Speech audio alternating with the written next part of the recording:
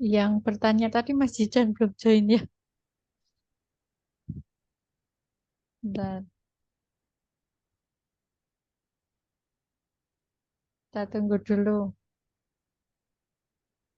Arah pertanyaannya tadi mungkin teman-teman yang lain bisa bisa menangkap juga ya. Jadi upayakan teman-teman melihatnya dari sisi Anda sebagai pelaku pendidik. Jadi meskipun saya selalu menyampaikan Anda itu bukan guru. Posisi Anda mahasiswa dan itu menulis menulis laporan penelitian gitu ya. Misal pengaruhnya terhadap kedisiplinan siswa berarti tidak bisa. Bisa, tapi dimasukkan ke pembelajaran. Disiplin itu dalam pembelajaran PAI masuk di apa? Kalau memang dia masuk di penilaian afektif, pakai aja. Jadi penilaian afektif, sikap ya, penilaian sikap kan, kedisiplinan itu maksudnya penilaian sikap. Apakah nanti Anda harus menyusun instrumen atau tidak, itu tergantung indikator yang mau Anda nilai. Maka dari judul, kemudian rumusan masalah, teori yang Anda gunakan, sampai dengan definisi konseptual dan operasional yang Anda susun, ini yang akan menentukan instrumen yang Anda gunakan. Gitu ya, Mbak Nis ya. Nis siapa? Jadi nanti kalau mau diarahkan pengaruhnya terhadap kedisiplinan siswa, ya berarti di penilaian afektif aja bahwa penilaian afektif dengan indikator, Anda tentukan indikator terkait dengan kedisiplinan gitu. Di Zoom sudah join masjid dan ya. Sampai kapan sih? Ya, Bu, sudah. Oke, silakan. Tadi dilanjut pertanyaannya. Terpental, Bu, tadi, maaf. Iya, enggak. Tadi memang Zoom-nya habis, Mas. Lanjut, monggo. Ya. Berarti saya ngambil nilainya nanti salah satu mata pelajaran aja, Bu, ya? Ya. Antara akidah atau akhlaknya aja. Ya. Lalu bagaimana kalau saya ngambil subjek penelitiannya itu 3 kelas sekaligus bagaimana, Bu? Kelas 7 sampai kelas 9.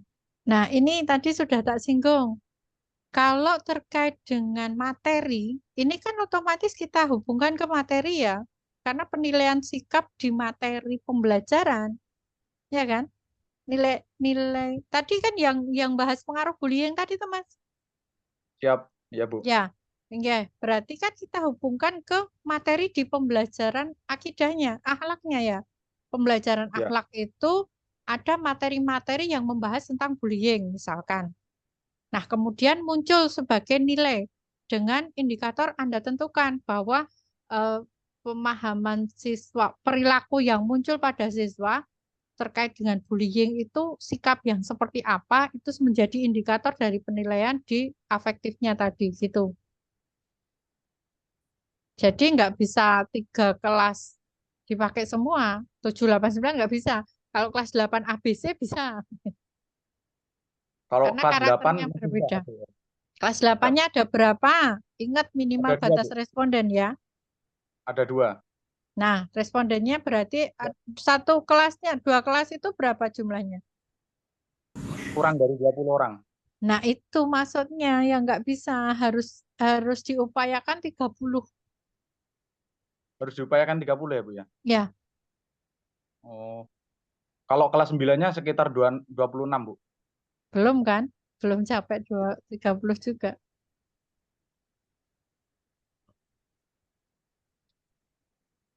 Kalau fenomena bullying itu nggak cuma di sekolah yang jenengan teliti, Mas, saya pikir ya. Itu fenomena yang sudah sangat apa ya? Banyak banyak terjadi. Saya pikir nanti Anda bisa juga pindah lokasi. Saya tidak tidak apa ya menyarankan pindah lokasi itu bukan berarti harus memaksakan bahwa di sana ada problem itu, tapi problem terkait dengan bullying itu sudah sangat marak dan saya pikir banyak sekolah yang bisa Anda gunakan sebagai tempat penelitian. Izin, Bu. Ya, Kalau misal kelas 8 AB itu digabung, kira-kira ada sekitar 30-an anak. bisa berarti. 32 bisa. Ya, pakai aja. Nggih, populasi, terus digunakan semua. Jadi nanti teknik pengambilan samplingnya sampling jenuh. Sampling jenuh, Ibu. Ya, seluruh Siap, populasi sebagai sampel dalam penelitian Anda. siap. Jadi udah Siap, Bu. nggak ngitung persentase lagi. Kayak misal pendapatnya Ari Kunto, kalau lebih dari 100 berarti bisa ambil 10, 15, 20, 25 dan kelipatannya gitu kan. Itu kalau pendapatnya Ari Kunto, kalau pendapatnya Sugiono apalagi gitu lah. Nanti rumus Lovin juga bisa, monggo nanti Anda bisa melihat referensi. Tapi kalau memang di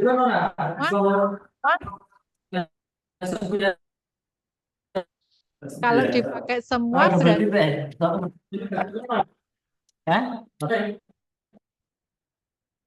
yang baru join tuh biasanya. Dan oke. Jadi kalau memang mau dipakai semua ya nggak usah menyajikan teori-teori punya orang kayak gitu. Berarti Gitu ya langsung Mas ya. semuanya, Bu. Ya, Siap. Ya, ya. terima kasih, Bu. Sama-sama. Monggo yang lain ada lagi diskusi. Saya respon pertanyaan aja lah.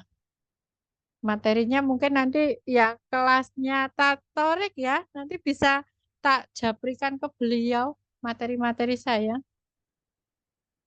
Oke, ini Mas Sofyan. Pengaruh kualitas ibadah siswa. Penilaian praktek menggunakan angket. Terus yang dijadikan penilaian ibadah itu satu macam atau banyak jenis ibadah. Tergantung materinya, Mas. Jadi kualitas ibadah itu melihat dari apa? Kosek pengaruh terhadap apa ini? Mas Sofyan, monggo langsung buka mic aja. Mana nih? Silahkan Mas Sofyan. Bentar, saya sambil respon yang di TikTok. Ketika pakai kelas 8A dan B, karena jumlah satu kelasnya kurang dari 30, apakah bisa? Eh, ti- Mohon teman-teman tidak bisa atau tidaknya ya, lihat ketentuannya bahwa menentukan populasi itu semua yang karakteristiknya sama itu kita jadikan populasi. Contoh, kalau pembelajaran kelas 8, materi kelas 8 PAI, ya berarti seluruh kelas 8 itu sebagai populasi. Melihat cara mengambil sampel itu melihat dari banyaknya populasi. Kalau kurang dari 100 dengan batasan tentunya harus memenuhi 30. Nah, ketika di atas 30, Anda mau pakai pendapatnya siapa? Mau pakai rumus Lovin bisa dihitung berapa hasilnya, mau pakai tabel kecil itu ya juga bisa. Mau pakai pendapatnya Ari Kunto kalau di bawah 100 dipakai semua itu juga bisa. Jadi jangan nunjuk A dan B. Gitu ya Mbak ya. Mbak siapa ini di ini. Jadi kalau kalau memang mau menentukan sampel dengan karakter khusus, itu baru boleh tuh. Saya hanya mengambil kelas 8A dan B karena metode ini hanya diberlakukan di kelas itu lah, itu boleh silakan. Gitu Mbak. Terus ini yang di Zoom pengaruh penggunaan pembelajaran kitab fikih. Kok pembelajaran terhadap kualitas ibadah? Kalau pembelajaran terlalu umum, Mas Sofyan, monggo buka mic aja biar bisa langsung ada feedback. Silakan Mas Sofyan. Ini dari kelas mana ini, Mas Sofyan?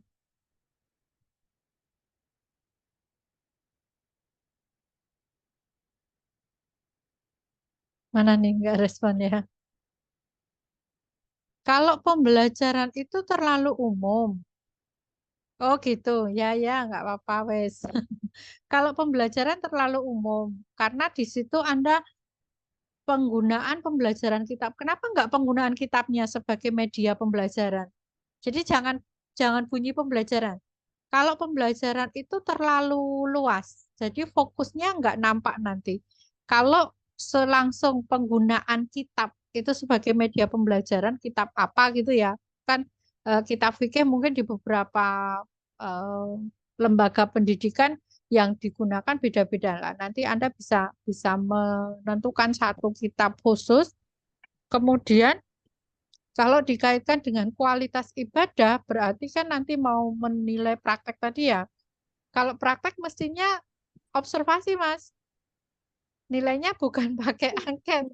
Kalau angket berarti kan dia menilai diri sendiri. Oh, aku ini praktek ibadahnya wis apik gitu. Saya itu berarti praktek ibadahnya udah bagus. Oh, dia akan menceklis yang skor tertinggi semua kayak gitu. Nggak bisa. Kalau untuk penilaian praktek sebaiknya menggunakan observasi.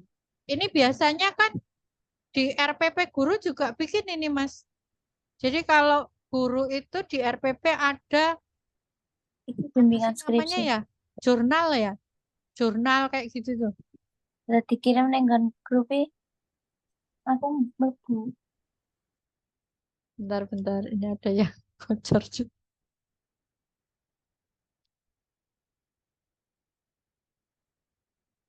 Oke. Hmm, ini Mas Saufi. Gitu ya, Mas Sofyan. Monggo kalau berlanjut pertanyaannya. Mas Sauki, saya meneliti tentang pengaruh pemanfaatan perpustakaan terhadap hasil belajar mata pelajaran. Cukup membagikan angket atau pengecekan nilai. Ini variabelnya, X-nya pemanfaatan perpustakaan, Y-nya hasil belajar. Nah, pemanfaatan ini mau dilihat dari aspek apa? Ini yang harusnya nanti muncul di dalam angket. Pasti angket, karena memanfaatkan perpustakaan pakai apa kalau selain angket ya. Ini instrumen Anda nyusun sendiri bahwa perpustakaan itu dimanfaatkan dari sisi apanya? Apakah berbagai referensi atau fasilitasnya atau apanya? Silakan dicari teori yang tepat, kemudian indikator yang Anda gunakan apa. Kalau hasil belajar ya tentunya silakan kalau mau pakai nilai rapot, monggo karena perpustakaan itu kan sebagai sumber literatur ya. Nanti silakan Mas Sauki. Jadi untuk pemanfaatan perpustakaan sebagai variabel X-nya itu pakai angket, kemudian untuk yang hasil belajar ya pakai nilainya silakan mau nilai apa nanti komunikasi dengan gurunya tentunya. Kalau memang yang Anda gunakan rapot ya udah ambil dokumen nilai rapot saja. Gitu Mas Sauki ya. Oke, dari teman-teman ada pertanyaan lagi silakan.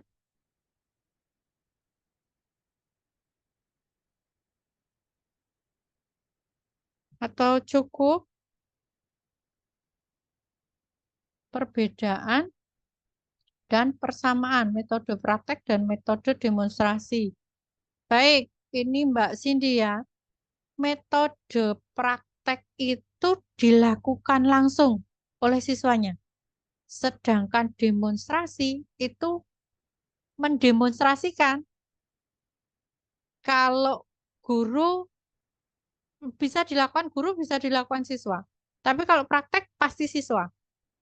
Dia melakukan secara langsung apa yang diinstruksikan, sedangkan demonstrasi itu ketika dilakukan guru ya dia memberi contoh. Kalau dilakukan siswa ya sama. Guru menunjuk siswa silakan mendemonstrasikan kayak gitu. Itu ya Mbak Cindy ya. Mas Jidan. Penelitian saya nanti instrumen angketnya itu buat sendiri atau pakai angket orang lain. Melihat angket yang sudah ada itu harus pada karya yang sudah dipublikasi. Kalau memang penelitian Anda sesuai dengan penelitian orang lain yang sudah dilakukan dan sudah dipublikasi, Anda boleh tuh pakai. Jadi pakai angket orang lain, tapi harus mencantumkan si penyusunnya. Sehingga ketika menggunakan punya orang lain, tidak usah diuji validitas dan reliabilitasnya. Sedangkan kalau Anda menyusun sendiri, berarti Anda harus menguji validitas dan reliabilitasnya. Sebentar, Mas Hidan, tadi yang penelitiannya apa ya? Yang tentang Yang bullying, Bu. bullying tadi ya. Oke. Kalau sudah banyak penelitian tentang bullying, silakan, nggak apa-apa. Anda cari instrumen punya orang lain, Tapi yang sudah dipublikasikan ya Mas, kalau sudah dipublikasi dan Anda bisa melihat instrumennya, karena rata-rata gini, eh, sebentar-bentar saya cari pengaruh bullying. Karena gini, kalau publikasi itu rata-rata kan bentuknya artikel dan instrumennya itu nggak muncul gitu loh Mas. Nah ini yang merupakan kesulitan teman-teman ketika mencari ini bullying saja yang dipublikasikan sudah 35.500. Nah, kalau memang mau menyusun terkait ini, silahkan kalau ada instrumen yang disajikan. Kalau nggak ada kan Anda nggak bisa ngadopsi, nggak bisa Anda gunakan. Tapi kalau ada silahkan. Gitu ya Mas Jidan ya. Izin, Bu. Karena Kalau kalau yang di artikel itu ya rata-rata cuma apa ya isinya ya simple sih. Olah data kayak gitu. izin, Bu, Ya, ambil monggo. instrumennya dari hasil Kurang keras skripsi. Mas suaranya Mas. Izin tes, tes, Ya, tes. ya, ya, Ya. ya. Izin Bu, jika kita ambil instrumen dari hasil skripsi orang lain yang sudah jadi, boleh nggak Bu? Sudah publish Instrumen belum? udah dipublish di kayak di Google atau di internet gitu. Boleh. Jadi Boleh. gini prosedurnya ya. Anda Siap. mencari publikasinya dulu, terus dilacak, dilacak ke karya aslinya. Misal itu dari skripsi ya berarti lihat skripsinya. Tapi ketentuannya harus sudah publish. Ketika sudah publish itu kita sudah menganggap karya itu layak, ya. Sehingga kalau Anda melacak ketemu naskah aslinya dan di situ ada instrumennya, Anda harus secara etika ya izin ke penulisnya. Boleh nggak instrumen ini saya gunakan? Itu etika. Kalau memang tidak bisa menghubungi ya ya itu etikanya mencantumkan nama beliau sebagai penulis. Gitu ya Mas ya. Siap Bu. Baik. Ini yang di TikTok ada yang menanyakan untuk membuat atau susunan latar belakang yang baik dan benar seperti apa menurut versi jenengan. Baik, eh, untuk latar belakang. Nah, ini sebenarnya tidak jadi pembahasan kita malam ini ya. Enggak apa-apa. Untuk latar belakang itu saya selalu memberi tip di teman-teman bahwa latar belakang itu harus memuat tiga hal utama. Yang pertama, kajian secara umum dan ini boleh mencantumkan teori-teori pakar, teori-teori ahli sehingga Anda bisa mengacu tuh ke teori itu. Pembahasan tadi misal bullying terhadap prestasi. Nah, bahas bullying secara umum, kondisi realita secara global dan seterusnya, baru mengerucut ke kondisi di bullying di siswa SMPK, siswa SMA, dan seterusnya. Baru yang terakhir, fenomena yang ada di lapangan, di lokasi penelitian.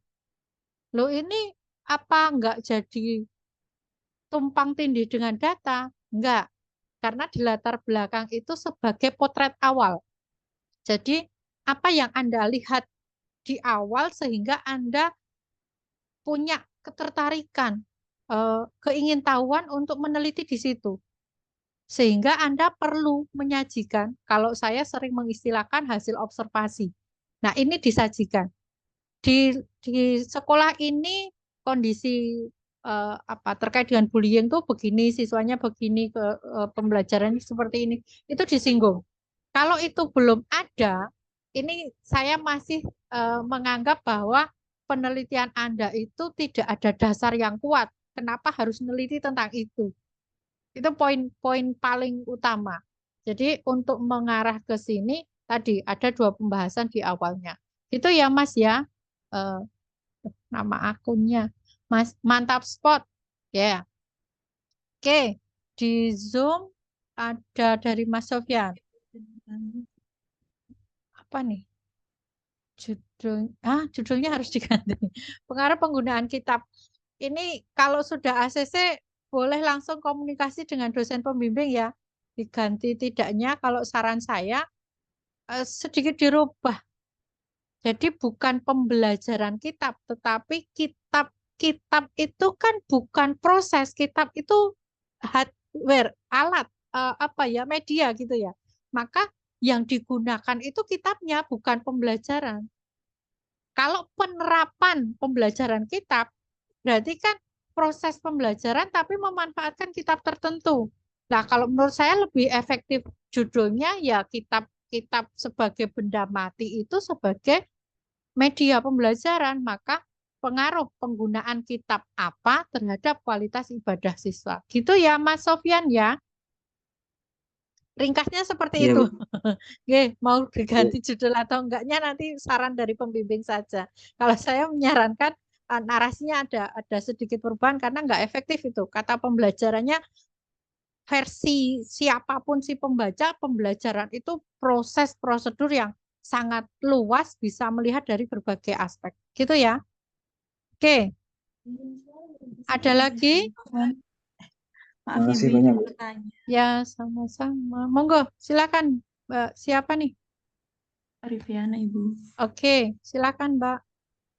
Ini bukan judul saya kan pengaruh penggunaan media belajar teknologi audiovisual terhadap pemahaman belajar siswa pada mata pelajaran akidah akhlak.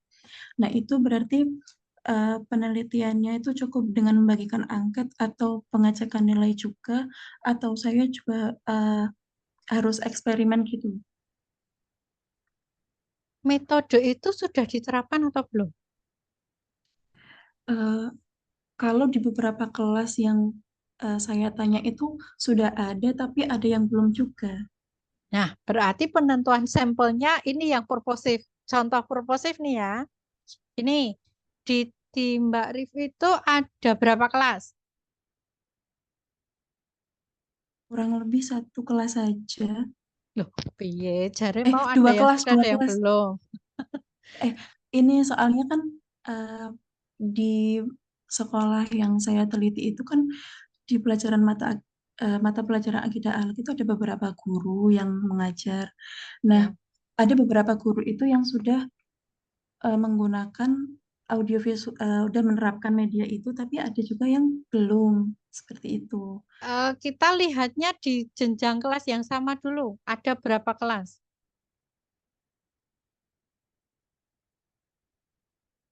Jenjang yang sama.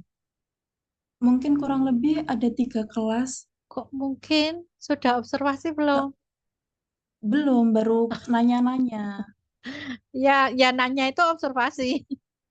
Maksudnya Hmm. info-info yang jelas gitu loh. Kalau memang jenjang kelas yang sama-sama kelas 8, kok ada 3 kelas. Nah, metode tadi itu sudah digunakan di kelas yang mana? Itu yang Anda ambil sebagai sampel. Itu jadinya ex post facto. Jadi tinggal menyampaikan ke siswa angket terkait dengan metode tadi. Persepsi siswa ketika guru menerapkan metode itu gimana? Nah, itu pakai angket. Tapi kalau metode itu belum dilaksanakan, berarti eksperimen. Eksperimennya gimana? Settingnya guru yang melakukan. Bahwa ada pembelajaran ini di sana, sehingga nanti Anda meneliti. Sebelumnya itu nilainya gimana, sesudahnya bagaimana. Ah, itu nanti jadinya komparasi, bukan lagi pengaruh. Mengkaji perbedaan prestasi, pemahaman sebelum menggunakan dan sesudah menggunakan.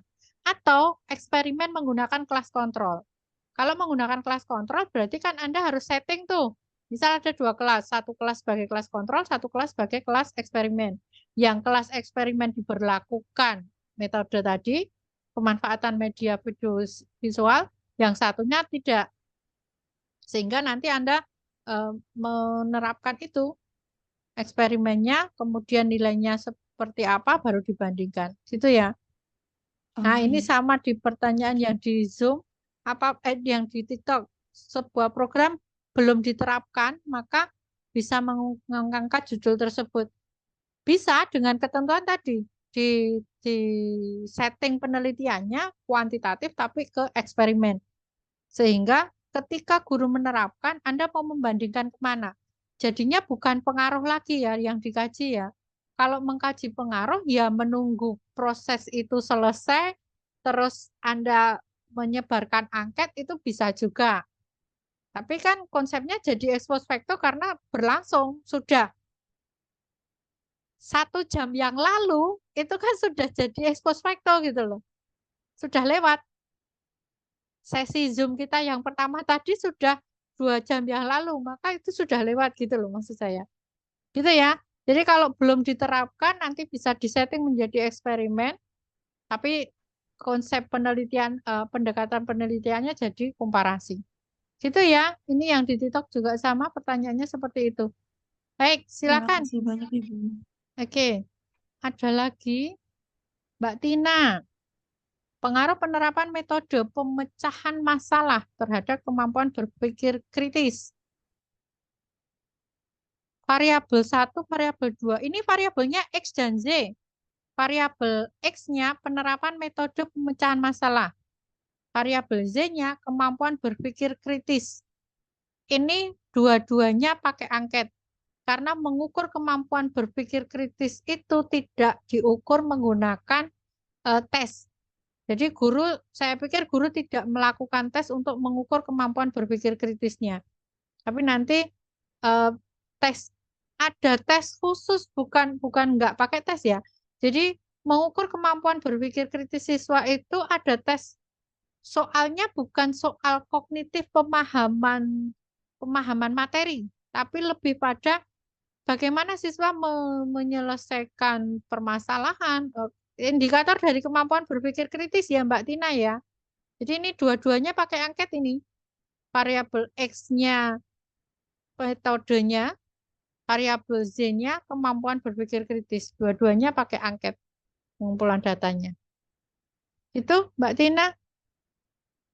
Mbak Namira, pengaruh budaya positif terhadap hasil belajar. Budaya positifnya ke arah ibadah atau agama atau pakai budaya yang secara umum kerja bakti. Kalau diarahkan ke akidah akhlak, ya saya pikir lebih ke afektif ya, penilaian sikap. Penilaian sikap itu kan bisa dua-duanya dipakai. Kenapa harus dipisah antara agama dengan umum, Mbak? Dua-duanya bisa digunakan. Jadi budaya positif sekolah ya melihatnya yang diprogramkan sekolah. Nah, teman-teman bisa dilihat judul ini yang disampaikan Mbak Namira. Ini lebih umum meskipun nanti gurunya beda karena ini program sekolah ya. Budaya positif itu kan program yang diterapkan di sekolah tersebut. Ini bisa mengambil populasi seluruh siswa di sekolah tersebut. Nah, ini luas. Jadi populasinya bisa banyak. Semua siswa di sekolah itu kemudian nanti baru mengambil sampelnya berapa gitu. Oke, itu Mbak Namira. Ini Mas Ibrahim di TikTok. Apakah kita bisa meneliti sebuah sekolah pengaruh Al-Quran terhadap iman siswa SMA? Eh, yang di Zoom tinggal 10 menit. Apakah masih berlanjut? Kalau cukup mungkin saya cukupkan. Oke, untuk sampel berapa kelas? Sampel minimal 30 itu melihat populasi dan nggak punya TikTok. Eh, untuk sampel itu minimal 30 untuk penelitian kuantitatif. Jadi melihatnya dari populasinya ya Mbak ya, menentukan sampel itu ada ketentuan-ketentuan penentuan jumlah sampel.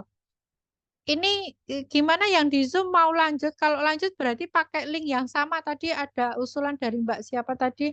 Katanya bisa nanti kita coba. Berarti saya nggak usah nge-share link lagi kalau memang masih berlanjut. Kalau cukup ya nggak apa-apa diselesaikan aja.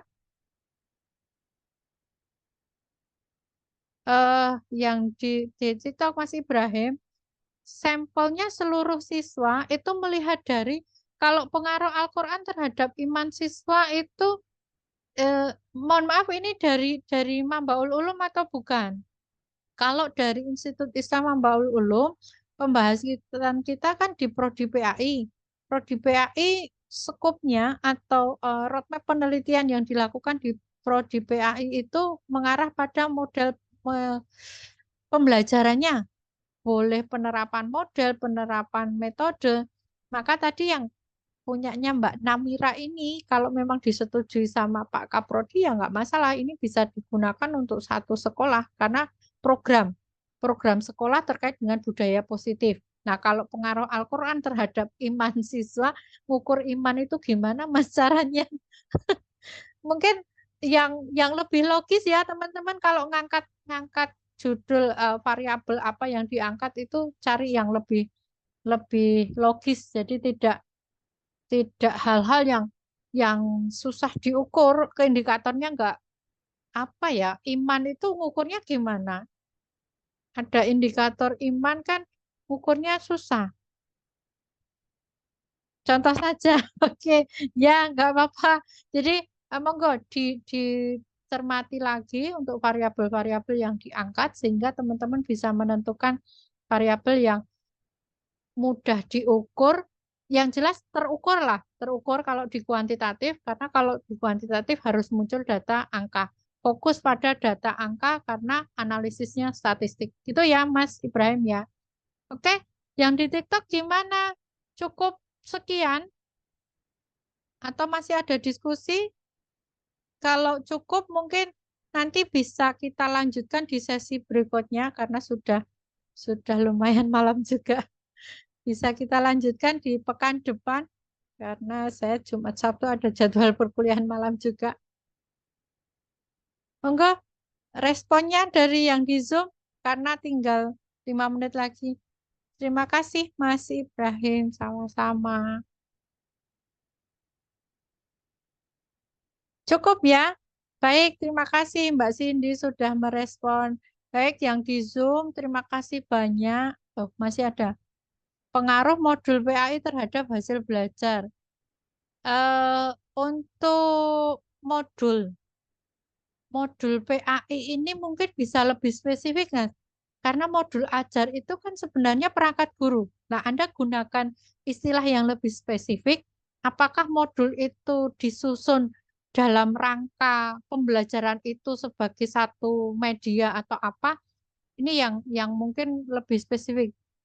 Modulnya sebagai variabel X, hasil belajarnya sebagai variabel Z. Gitu ya, Mas ya. Namanya HP. Monggo feedbacknya. Eh, baik, yang di TikTok masih bisa lanjut setengah jam lagi mungkin bisa ya. Pengaruh, pengaruh saya terhadap kedisiplinan. Tapi itu masuk ke dalam pendidikan karakter. Eh, gini Mbak, yang mengkategorikan kedisiplinan itu ke pendidikan karakter itu kan tentunya nanti melihat indikator yang Anda susun. Sehingga terima kasih semuanya yang di Zoom, Mbak Fatima, Mbak Tina, dan semuanya saja. Mohon maaf saya tidak bisa menyebutkan satu persatu. Mbak Afifah, ini dari Husnayain, dari Mabais, dari yang lainnya. Eh, terima kasih banyak. Kalau berakhir nanti kita lanjut di sesi berikutnya. Insya Allah pekan depan saya agendakan lagi sesi diskusi saja. Jadi materi dari saya tidak terlalu banyak biar lebih lebih luas gitu ya diskusinya. Baik, Mbak Zidni juga terima kasih. Mbak Ainun. Pengaruh terhadap kedisiplinan. Apa yang diangkat itu apa sih, Mbak? Ini yang di TikTok. Yang diangkat apa? Apa terhadap kedisiplinan gitu? Apanya yang diangkat coba? Tadi ya, saya lupa. Tadi di atas sudah menuliskan apa terhadap kedisiplinan.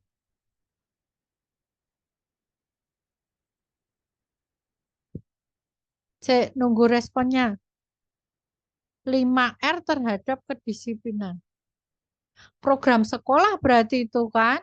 Ini maksudnya mengarah ke pendidikan karakter karena Anda tidak memfokuskan ke mata pelajaran apa.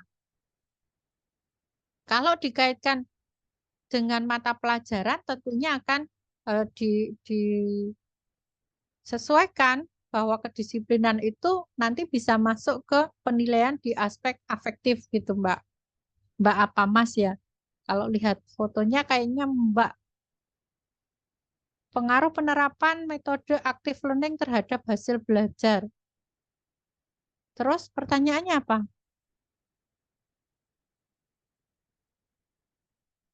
Mbak Tasya, pertanyaannya apa? Terima kasih semuanya yang di Zoom. Alhamdulillah. Terima kasih doanya. Sehat-sehat juga buat semuanya ya. Semoga bermanfaat apa yang saya sampaikan. Monggo nanti bisa disampaikan ke saya lewat pengelola kalau memang teman-teman masih butuh sesi untuk diskusi bersama dengan saya. Baik, sebelum Zoom-nya berakhir, saya pamit undur diri. Terima kasih semuanya. Semoga bermanfaat dan kita bisa diskusi di lain waktu. Sehat-sehat buat semua dan semangat. Jangan pernah berhenti untuk progres penulisan skripsi. Sekali Anda berhenti, Anda akan merasa berat untuk memulai kembali.